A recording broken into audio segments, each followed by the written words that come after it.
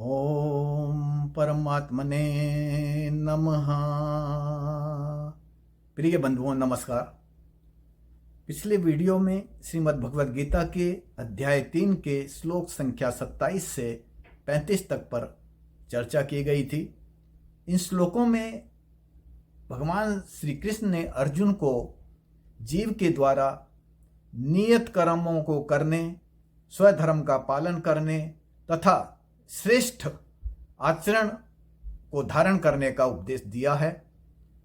भगवान की वाणी सुनकर अर्जुन भगवान से प्रश्न करता है।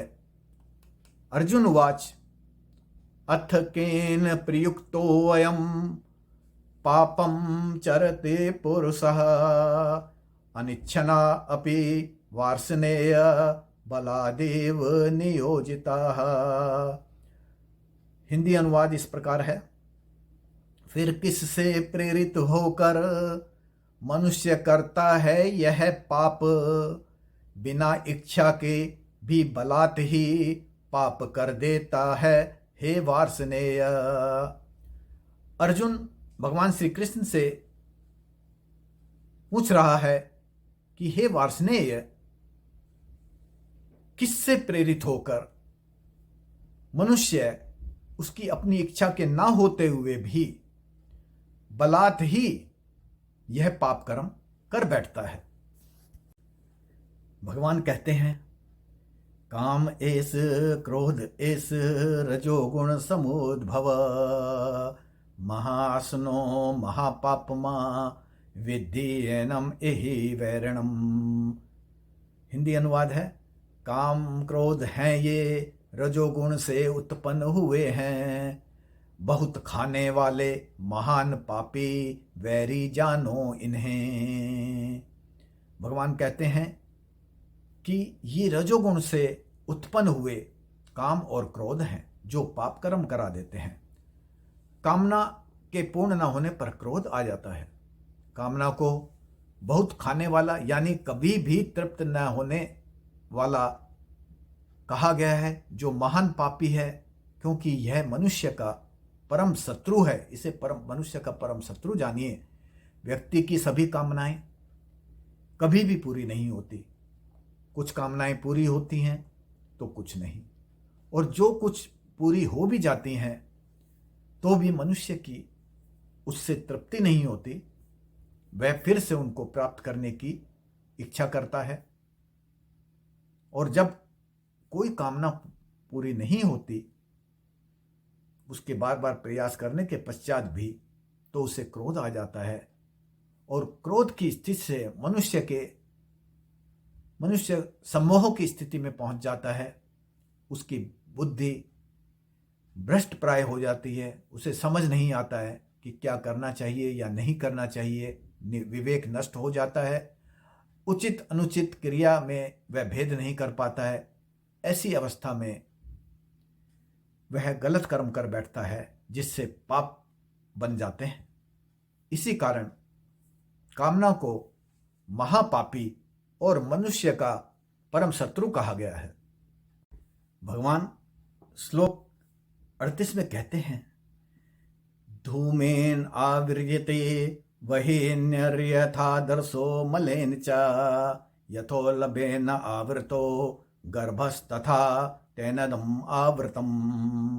हिंदी अनुवाद है जैसे धुएं से अग्नि और मैल से दर्पण ढका रहता है, जैसे भूर्ण ढकता है जेर से, वैसे उससे ढका हुआ है यह।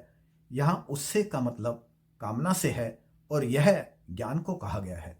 इस श्लोक में भगवान कहते हैं कि जिस प्रकार धुएं से अग्नि, मैल से दर्पण और जैल से गर्भ में अवस्थित भ्रूण ढक जाता है, वैसे ही कामना ज्ञान को आवृत कर देती है। श्लोक 39 में भगवान कह रहे हैं आवृतम ज्ञानम एतेन ज्ञानिनो नित्य वैरिणाः काम रूपेण कौन्तेय दुष्पूरेण आनलेन च। हिंदी अनुवाद है ढक लिया जाता है ज्ञान ज्ञाता का इस नित्य शत्रु के द्वारा कामना रूप अग्नि की तरह कभी तृप्त नहीं होता। कुंतेय, भगवान अर्जुन को कह रहे हैं, क्योंकि वो कुंती पुत्र है इसलिए उसे कुंते शब्द से संबोधित करते हुए कहते हैं, हे कुंतेय, कामना मनुष्य का नित्य शत्रु है जो अग्नि की तरह है, कभी भी तृप्त नहीं होती। यह ज्ञानी पुरुषों के विवेक को भी हर लेती है। परिणाम यह होता है कि मनुष्य गलत, अवांछित और निषिद्ध कर्म कर बैठता है। श्लोक 40 में भगवान कह रहे हैं, इंद्रियाणि मनोबुद्धिर अस्य अधिष्ठानम उच्यते एतैर्विमोहति यस ज्ञानम आवर्त्य देहिनम। हिंदी अनुवाद है, इंद्रियां, मन और बुद्धि कहे जाते हैं इसके निवास स्थान। इन सब से यह करता है मोहित, ढक कर ज्ञान को देहधारी के। भगवान कामना के रहने की जगह, उनका निवास स्थान मनुष्य के इंद्रियों, मन और बुद्धि को बतलाते हुए कहते हैं कि कामना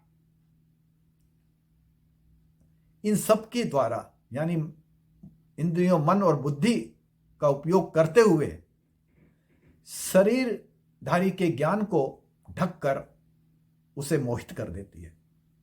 ऐसी स्थिति में मनुष्य यह निश्चित नहीं कर पाता है कि क्या सही है और क्या गलत है, क्या करना चाहिए, क्या नहीं करना चाहिए। वह अनिश्चय की स्थिति में होने के कारण स्वयं को असमर्थ पाता है। ऐसी स्थिति में मनुष्य को क्या करना चाहिए, भगवान इस विषय में अगले श्लोक में बताते हैं। श्लोक 41 में भगवान कहते हैं, तस्मातो इंद्रियाणि यादो निम भरतर्षभ पापमानं प्रजह्येनं ज्ञान विज्ञान नाशनम। हिंदी अनुवाद है, इसलिए सबसे पहले तुम इंद्रियों पर करके नियंत्रण हे भरत ऋषभ, दमन कर पाप के प्रतीक का नाश करता है ये ज्ञान और विज्ञान का। भगवान अर्जुन से कह रहे हैं कि पहले अपनी इंद्रियों पर नियंत्रण करो और पाप कर्म कराने वाले प्रतीक, इन कामनाओं का दमन कर दो। कामनाएं ही ज्ञान और विज्ञान। विज्ञान का अभिप्राय यहां अनुभूत ज्ञान से है। भगवान कह रहे हैं, कामनाएं ही ज्ञान और विज्ञान दोनों का आवरण कर देती हैं, ढक देती हैं, उन्हें प्रकट नहीं होने देती।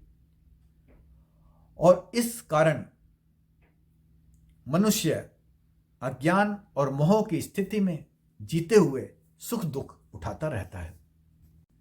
भगवान श्लोक 42 में कहते हैं, इंद्रियाणि पराणि आहुर इंद्रिय एभ्यम परम मना मनस्तस्तु परा बुद्धिर्यो बुद्धेहा परतस्तु सा।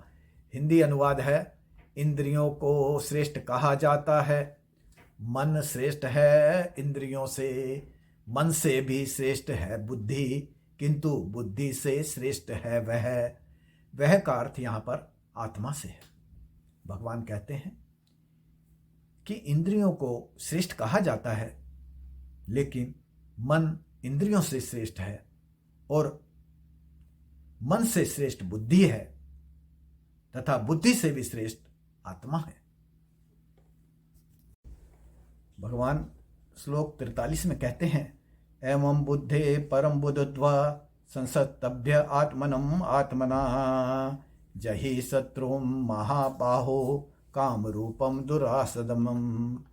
हिंदी अनुवाद है, जानकर इसे बुद्धि से वश में कर अपने द्वारा अपने आप को कर दे विनाश हे महाबाहो इस दुर्जय कामना रूप दुश्मन का।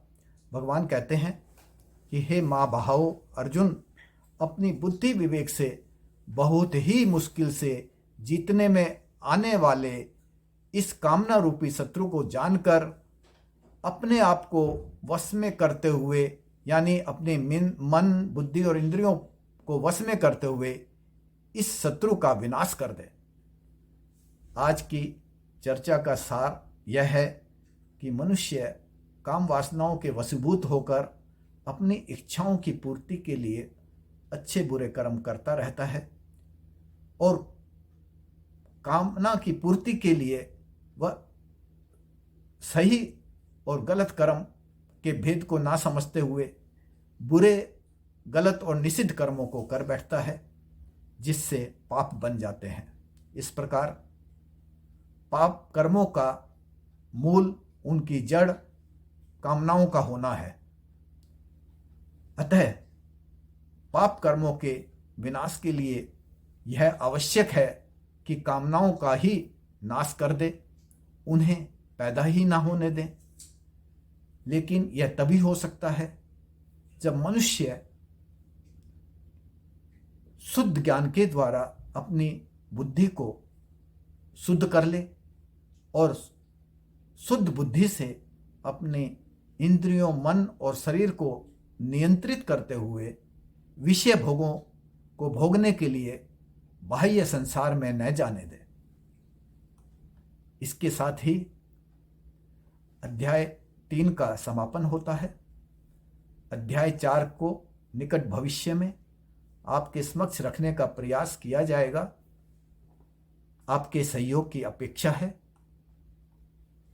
अनुरोध है कि जिन बंधुओं ने अभी तक चैनल को सब्सक्राइब नहीं किया है, कृपया वीडियो के अंत में दर्शाए जा रहे चैनल के चिन्ह लोगो को, जो सालासर बालाजी के मुखार बिंद के रूप में है, उसे टच करके चैनल को सब्सक्राइब कर दें, या फिर वीडियो के नीचे दिखाई जा रहे सब्सक्राइब बटन और घंटी के निशान को टच करके सब्सक्राइब कर दीजिएगा। बहुत बहुत धन्यवाद। नमस्कार।